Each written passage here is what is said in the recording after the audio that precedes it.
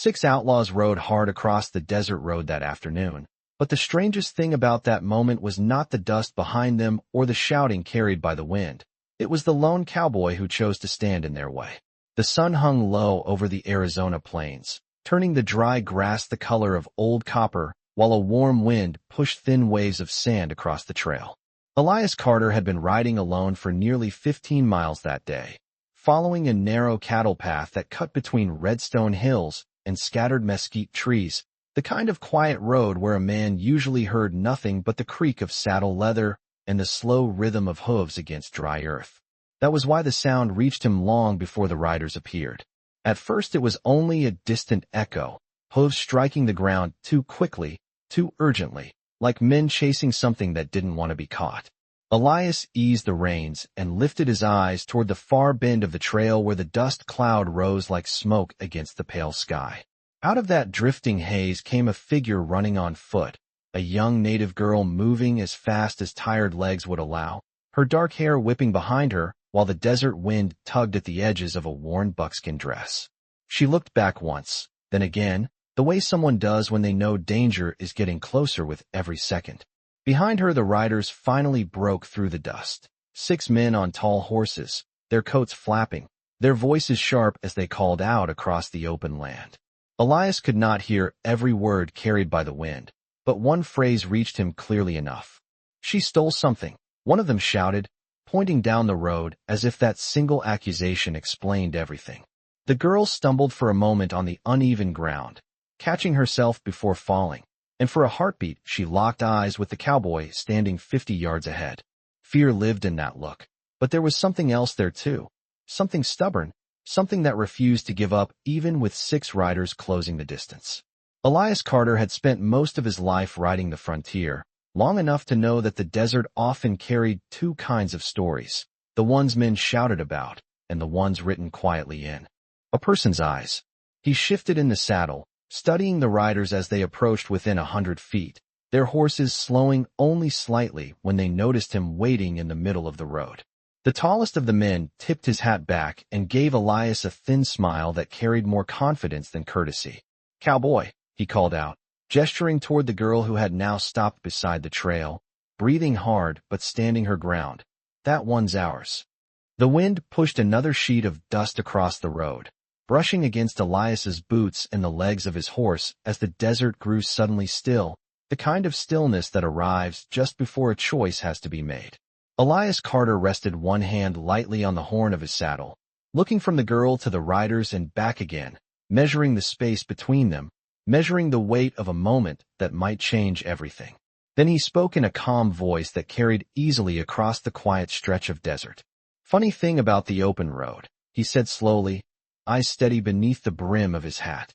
"Sometimes the wrong people think they own it." The desert wind moved softly across the open land, carrying the smell of dry sage and sun-baked dirt, while the 6 riders slowed their horses just far enough to study the man who had stepped into their path. Elias Carter did not reach for the revolver resting at his hip, and he did not raise his voice. He simply sat tall in the saddle, the brim of his hat casting a shadow across calm eyes that had spent years learning how to measure trouble before it arrived. The tallest rider let out a quiet laugh that sounded more tired than amused. "You did not hear me, cowboy," he said, guiding his horse a few steps closer. "That girl stole something from us this morning. We are simply taking back what belongs to us." The others nodded behind him, their horses shifting in the dust while leather straps creaked and sunlight flashed along the buckles of their gear. The girl stood off to the side of the trail, breathing slowly now, her shoulders rising and falling as she tried to recover from the long run. She did not move toward the riders, and she did not try to step closer to Elias either. Instead, she watched him carefully, as if she understood that whatever happened next would depend on the stranger in the saddle. Elias glanced toward her for only a moment, noticing the thin streak of dust across her cheek and the way one hand rested near a small leather pouch tied at her belt. Then he returned his attention to the men in front of him. "Strange thing about accusations," Elias said quietly, his voice steady in the warm air. "They usually come with proof." The tall rider tilted his head, clearly not expecting the question. "Proof?" he repeated. "The proof is that she ran." One of the other riders leaned forward in his saddle and pointed down the road behind them. We tracked her nearly 4 miles through those hills. She came straight from the mining camp near Red Hollow. Took something valuable before she ran for the desert. The girl's eyes flashed at that, but she did not speak. Elias noticed the reaction anyway. Out here on the frontier, a man learned quickly that truth rarely shouted the loudest. Sometimes it stood quiet while everyone else made noise. The wind pushed another slow wave of dust across the trail, swirling around the hooves of the horses before drifting away toward the empty horizon.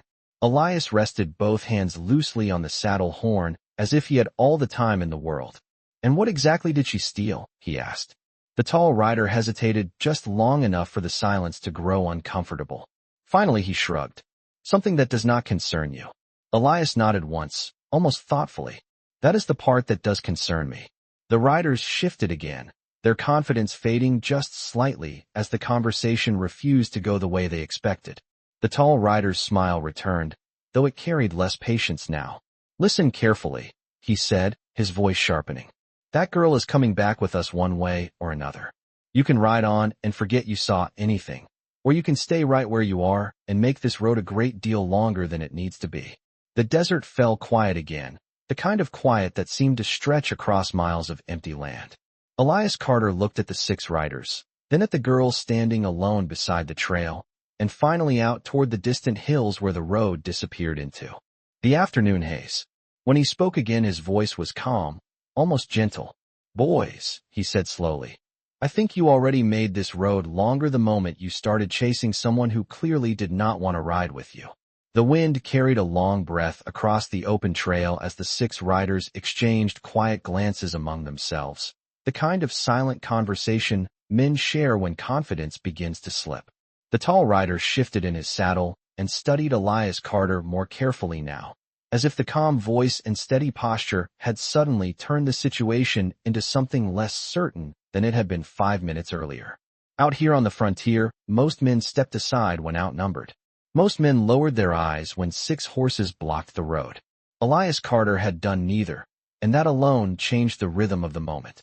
The tall rider exhaled slowly and rested his hands on the saddle horn. "You are making a mistake, Cowboy," he said. "This does not concern you. That girl ran from men who know exactly what she did." The girl finally spoke then, her voice steady despite the long run that had brought her here.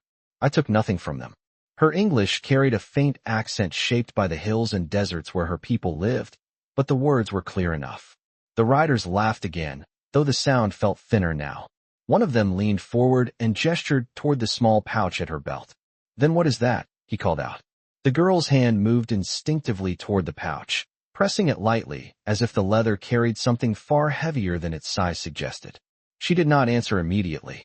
Elias noticed the hesitation and understood something important in that silence. The desert wind brushed past again, stirring the dry grass along the roadside while Elias slowly turned his head toward her. "You do not have to tell them anything," he said quietly. His words were simple, but they landed in the space between everyone present like a stone dropped into still water. The rider stiffened. The tall man's expression darkened. "Now listen here," he said sharply. "That pouch holds gold taken from a mining claim outside Red Hollow. Our camp was robbed this morning. We followed the tracks, and they led straight to her." Elias glanced back at the girl. "Did you rob a mining camp?" he asked. She shook her head once, firmly. "No." Her dark eyes lifted toward the riders, and something fierce flashed across her expression. "Your men destroyed a family cabin near the canyon this morning. I saw what happened. When they saw me watching, they began to chase." The riders reacted quickly, voices rising in protest, but Elias raised one hand slightly, and the movement alone seemed to quiet the road. The story hung in the air between them. One side shouted accusations about stolen gold. The other spoke quietly about something far heavier than money. Elias Carter had spent enough years on the frontier to recognize the weight of fear in a voice and the weight of truth in silence.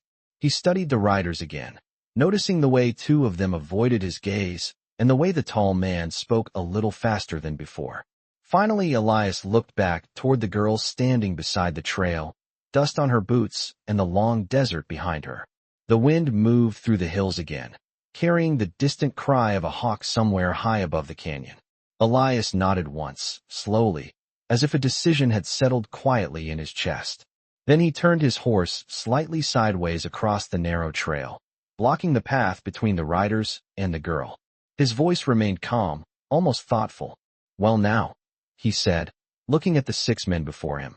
"That sounds like a story worth hearing from both sides. And right now the road seems a good place to pause until the truth catches up." The quiet stretched across the desert road like a long shadow while the riders studied the cowboy who had calmly placed himself between them and the girl. For several seconds no one moved. Even the wind seemed to pause among the red stone hills, as if the land itself were waiting to see who would yield first. The tall rider slowly drew in a breath through his nose and looked down the trail behind Elias Carter, then back again at the girl standing beside the dusty road. Something in his expression shifted, the easy confidence fading into the colder look of a man who had run out of patience. "You are wasting your time," he said at last. "There is no truth here that changes anything. That girl will answer for what she took." Elias did not move his horse. He did not raise his voice. He simply rested his hand on the saddle horn while his eyes remained steady beneath the brim of his hat. "Then you will not mind waiting a few minutes while the story settles," he replied. One of the riders behind the tall man muttered something under his breath and turned his horse slightly, as if preparing to ride around Elias. The movement was small, but Elias noticed it immediately. He eased his horse forward one quiet step so that the narrow trail remained fully blocked. The message was clear without a single harsh word. The riders exchanged glances again. They had chased a frightened girl across nearly 4 miles of desert expecting an easy capture, not a conversation in the middle of the road with a man who seemed entirely comfortable standing alone against 6. The tall rider studied Elias for another long moment, measuring the calm posture, the quiet confidence, the way the cowboy seemed more interested in patience than in threats. Finally, the rider gave a short shrug and tipped his hat forward slightly. "Believe what you want," he said. "But when that girl disappears again, remember that you chose the wrong side of the trail." He turned his horse slowly and gestured to the others. One by one the riders pulled their mounts around in the drifting dust. They did not ride fast this time. They moved away at a steady pace, their silhouettes shrinking against the pale desert horizon until the sound of hooves faded into the distance. The road fell silent again. Only the whisper of wind through dry grass remained. Elias waited another full minute before turning his horse back toward the girl. She had not moved during the entire exchange. Her eyes followed the riders until they vanished among the low hills. Only then did she release a long breath she had been holding since the chase began. Elias studied her for a moment, noticing the exhaustion in the way her shoulders sagged now that the danger had passed. "They will come back," she said quietly. Elias nodded once. "Men like that usually do." The girl hesitated before touching the small leather pouch tied at her belt again. Up close, Elias could see that the pouch was older than it first appeared, its surface marked by careful stitching and small patterns burned into the leather. It was not the kind of thing a miner would carry gold in. It looked more like something meant to protect a memory. Elias tipped his hat back slightly. "You said they chased you because you saw something this morning," he said. The girl met his eyes. "Yes." The wind lifted a strand of her dark hair as she spoke again, her voice calm but heavy with the weight of what she had witnessed. "Those men destroyed a family cabin near the canyon. When they saw me on the ridge, they followed my tracks." Elias listened without interrupting. The desert sun was beginning to sink toward the western hills now, painting the wide, open land with long amber light. He glanced once toward the distant trail where the riders had disappeared, then back toward the girl standing beside the road. "What is your name?" he asked. She answered without hesitation. "Ayana." Elias gave a small nod. "Well, Ayana," he said, guiding his horse to turn down the trail that led deeper into the quiet valley. "If those men plan to return, standing out here in the open desert is not the best place to wait for them." The girl watched him for a moment before slowly stepping forward to follow beside his horse as the two figures moved together along the fading road into the gathering evening light. The desert evening stretched long across the valley as Elias Carter guided his horse along the narrow trail that curved between low sandstone ridges and scattered patches of dry mesquite. The sun hung just above the western horizon now, casting warm gold across the land while shadows began to gather beneath the rocks and brush. Ayana walked beside the horse at first, her steps slow after the long run that had carried her across nearly 4 miles of open desert. After a while, Elias slowed the horse and looked down toward her. "There is a canteen tied behind the saddle," he said calmly. "You should drink." She hesitated only a moment before reaching up and untying the metal flask. The water was warm from the sun, but welcome all the same. She took a careful drink before handing it back. "Thank you," she said quietly. Elias nodded and continued guiding the horse along the winding trail.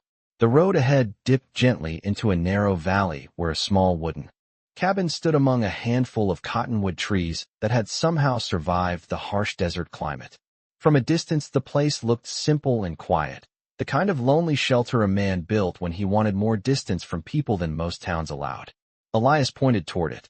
"That is where I live," he said. "Not much to look at, but it keeps the wind out at night."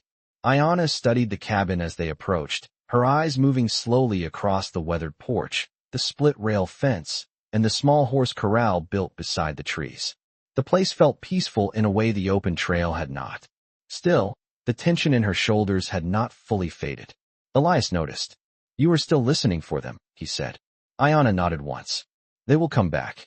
Elias guided the horse into the corral and tied the reins to the wooden rail before stepping down. The soft crunch of gravel under his boots echoed lightly in the quiet valley. "Men like that do not like unfinished business," he said. "But they will think twice before riding blind into unfamiliar land." Ayanna followed him toward the cabin porch, though her eyes still moved toward the distant hills every few seconds. The evening air cooled slightly as the sun sank lower, and a faint breeze carried the scent of cottonwood leaves across the yard. Elias pushed open the cabin door and stepped inside, lighting a small oil lantern that cast a warm glow across the wooden walls. The room held little more than a table, 2 chairs, a cast-iron stove, and a narrow bed along the far wall. Simple things for a simple life. Ayanna stepped in quietly behind him. Her gaze moved slowly across the room before settling again on the small leather pouch still tied at her belt. Elias noticed the movement.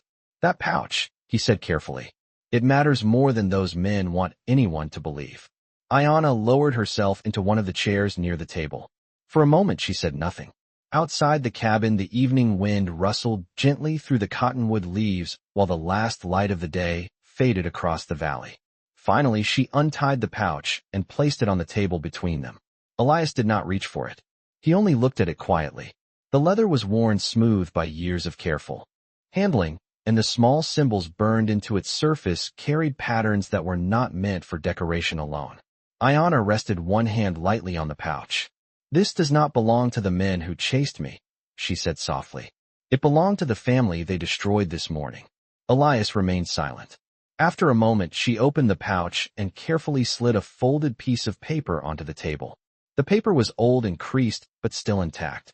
A map drawn in careful lines spread across its surface, showing narrow canyon paths, water sources, and a small marking deep in the hills beyond Red Hollow.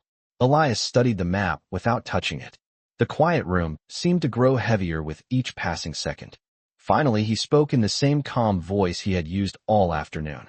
"Gold miners did not chase you because of gold," he said slowly. Ayanna shook her head. The lantern light reflected softly in her eyes. "No," she answered. "They chased me because that map leads to something far more valuable than gold." The lantern flame flickered gently as the evening wind brushed against the cabin walls, casting slow-moving shadows across the wooden table where the map lay open between them. Elias Carter studied the paper without touching it, his eyes following the narrow lines that marked canyon paths, dry riverbeds, and hidden trails most travelers would never notice. The markings were careful and deliberate, drawn by someone who knew the land well enough to guide another person through it without speaking a single word. Outside the small cabin, the desert night had begun to settle across the valley. The sky above the cottonwood trees deepened into dark blue while the first faint stars appeared one by one. Ayanna watched Elias quietly, waiting for his reaction. Finally, he leaned back slightly in the chair and folded his hands together. "That map leads somewhere men are willing to chase you 4 miles across the desert for," he said slowly. "That usually means trouble." Ayanna nodded once, her expression calm but heavy with memory. "It leads to a spring hidden in the northern canyon," she explained. My people have protected it for many generations. In dry seasons, it is the only fresh water for many miles. Elias glanced back down at the map. Out here in Arizona Territory, water meant more than gold. Water meant life. A hidden spring could keep cattle alive through drought, sustain a settlement, or allow a tribe to travel safely through land where others could not survive. So the miners want control of the spring, Elias said quietly. Ayana shook her head. They do not understand it. They think the canyon hides silver or gold.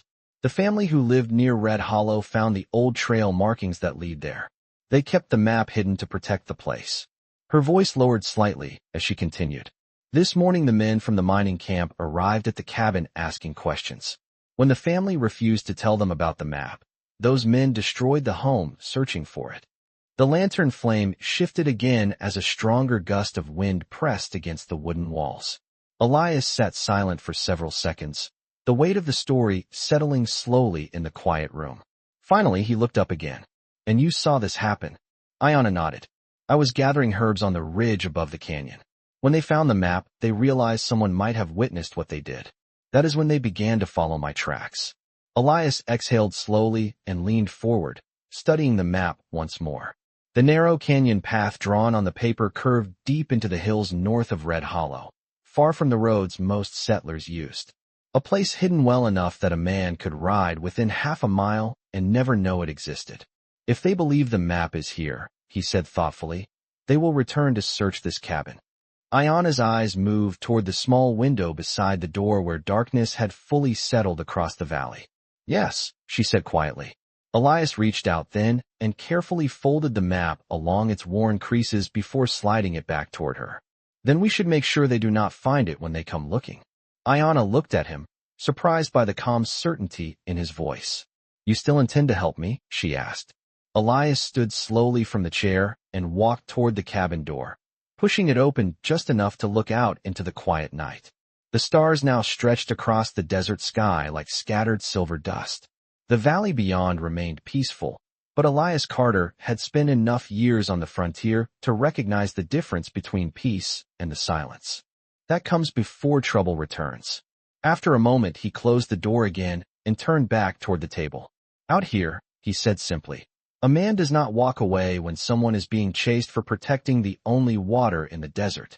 Ayana studied him for a moment longer before carefully placing the folded map back into the leather pouch and tying it once again at her belt. Outside the cabin, the wind moved gently through the cottonwood leaves while somewhere far across the dark hills a distant horse called softly into the night, a reminder that the desert road behind them was never truly empty. The night settled deeper over the valley while the lantern inside the cabin burned low, its quiet flame casting warm light against the wooden walls. Outside, the desert had grown still in the way it sometimes does just before something changes. Elias Carter stood near the small window beside the door, his eyes moving slowly across the dark outline of the hills beyond the cottonwood trees. Years of living alone in this valley had taught him to listen to more than just voices. The land itself spoke in small ways if a man paid attention. Ayana remained seated at the wooden table, her hands resting lightly near the leather pouch tied at her belt.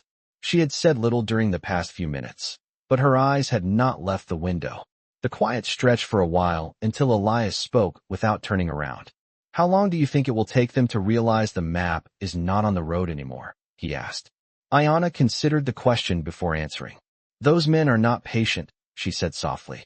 They will search every place between Red Hollow and the canyon. When they find no tracks, they will remember the man who stood in the road. Elias nodded once. That would be me. The faintest hint of a smile crossed his face, though it faded quickly. The wind outside shifted direction, brushing through the cottonwood branches with a soft rustling sound. For a moment, it was the only noise in the valley. Then Elias raised his head slightly. Did you hear that? He asked quietly. Ayana listened. At first there was nothing but the wind. Then, far beyond the trees, a faint rhythm touched the night air. Hooves. Not loud, not rushing, just the steady movement of riders traveling carefully through the darkness. Elias stepped away from the window and reached for the lantern, lowering the flame until the cabin dimmed into shadow. The room grew quiet enough that even their breathing seemed louder than before. They found the valley, he said calmly. Ayana rose slowly from the chair. How many? Elias moved back toward the window and studied the distant hillside where faint shapes shifted against the starlight. More than before, he said. I count at least 8 horses. Ayana closed her eyes briefly, as if she had expected exactly that answer. They will search the cabin. Elias nodded. Eventually, he walked toward the small wooden shelf near the door and picked up a coil of rope and a worn saddle blanket. His movements were calm and deliberate, the way a man prepares for weather he knows is coming. Ayana watched him for a moment before speaking again. You should let me leave, she said quietly. If they find me here, they will bring trouble to your home. Elias paused and looked at her with a calm expression that carried no hesitation. Trouble already rode into this valley the moment those men started chasing someone who protects the only water for miles, he replied. The faint sound of hooves grew slightly clearer now as the riders moved somewhere beyond the ridge north of the cabin. They were not rushing. They were searching. Elias walked to the table and pushed the chair gently aside before speaking again. This valley has only 2 narrow trails that lead in, he said. If they are smart, they will split up and circle the hills. Ayana looked toward the door, then back at Elias. What will we do? Elias stepped onto the porch and studied the dark land beyond the cottonwood trees. The stars above the Arizona sky shone bright enough to reveal the faint shapes of distant ridges and shallow canyon paths. After a moment, he spoke in the same calm voice he had used all evening. We make sure they search the wrong place first. Ayana followed him onto the porch, the cool desert air brushing across her face as she looked out toward the silent hills. Somewhere out there the riders continued their slow approach, believing they were closing in on a frightened girl in a simple cabin in the valley. They did not yet realize that the man waiting for them had spent years learning every trail, every shadow, and every quiet path the desert kept hidden. The desert night stretched wide and silent over the valley as Elias Carter stepped down from the porch and walked slowly toward the corral fence, his boots pressing softly into the pale dust. The stars above Arizona shone clear and sharp, bright enough to cast faint silver light across the open land. Ayana followed a few steps behind him, her eyes scanning the dark ridges that surrounded the valley. The distant rhythm of hooves drifted faintly through the night air now, no longer hidden by the wind. The riders were closer than before, moving carefully through the hills as if they understood the man they were hunting knew the land better than they did. Elias rested his hand along the wooden rail of the corral and looked toward the narrow trail that curved along the eastern ridge. They will come from there first, he said quietly. Ayana followed his gaze and saw the thin path that twisted between 2 tall rock formations before opening into the valley floor. Why there? She asked. Elias pointed toward the ground where the dust carried faint marks left by the afternoon wind. Because that is the easiest trail for men who do not know the other one, he answered. Ayana looked at him with growing curiosity. The other one. Elias gave a small nod and turned toward the darker hillside behind the cabin where the cottonwood trees gave way to low brush and stone. There is a narrow canyon path half a mile behind the ridge, he explained. Most riders never notice it because the entrance is hidden behind a fallen rock wall, but it leads to the upper pass. Ayana studied the hillside carefully, though from the valley floor the path remained invisible even beneath the starlight. You could leave the valley that way, she said slowly. Elias shook his head once. Not tonight. He glanced again toward the eastern ridge where the sound of horses had grown clearer. The riders were spreading out now, searching the valley carefully the way hunters do when they believe their prey has nowhere left to run. Elias stepped toward the saddle tied to the corral fence and lifted the worn blanket he had brought from inside the cabin.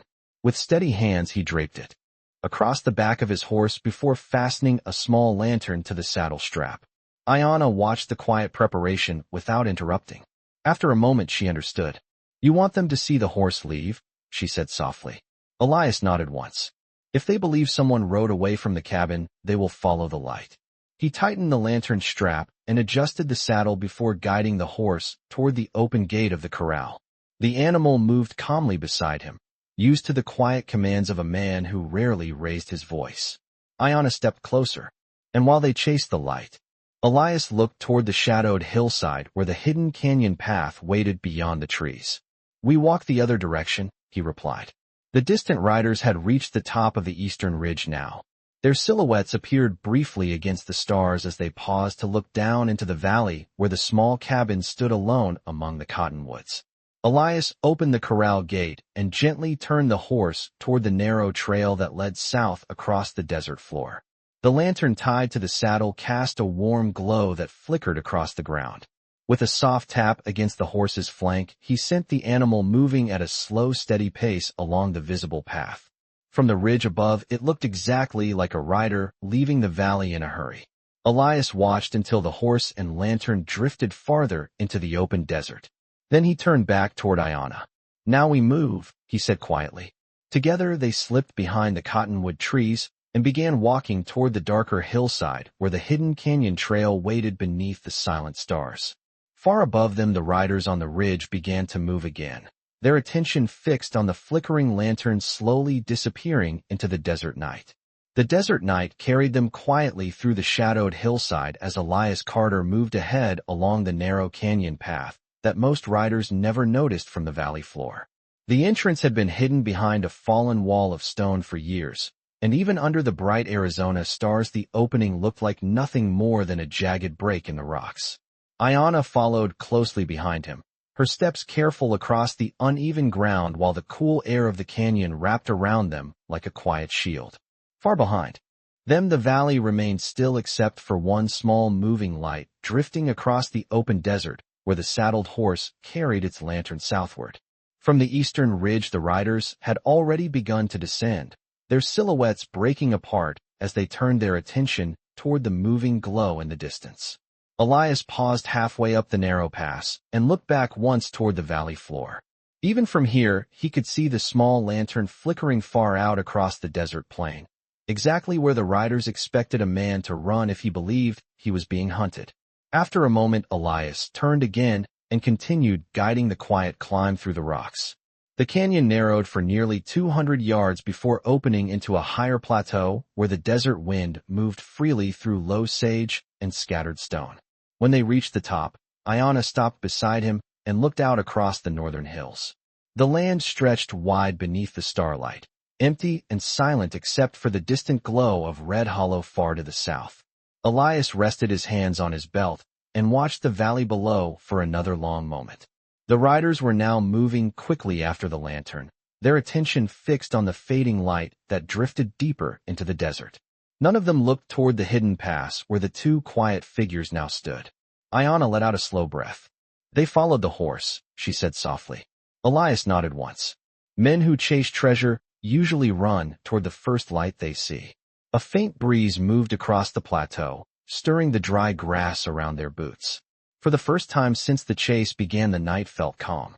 Ayanna untied the leather pouch from her belt and held it carefully in her hands. The folded map inside carried the future of a hidden spring that had kept her people alive through generations of dry seasons. She looked toward Elias with quiet gratitude. "You could have ridden away this afternoon," she said. "Most men would have." Elias gave a small, thoughtful shrug. "Most men do not like trouble." A faint smile crossed his face as he looked back toward the valley where the riders had disappeared into the southern desert. "But sometimes trouble shows you where the truth is hiding." Ayanna studied him for a moment before tying the pouch back at her belt. "My people will want to thank you when they hear what you did tonight." Elias shook his head gently. "Just protect the spring," he said. "That will be thanks enough."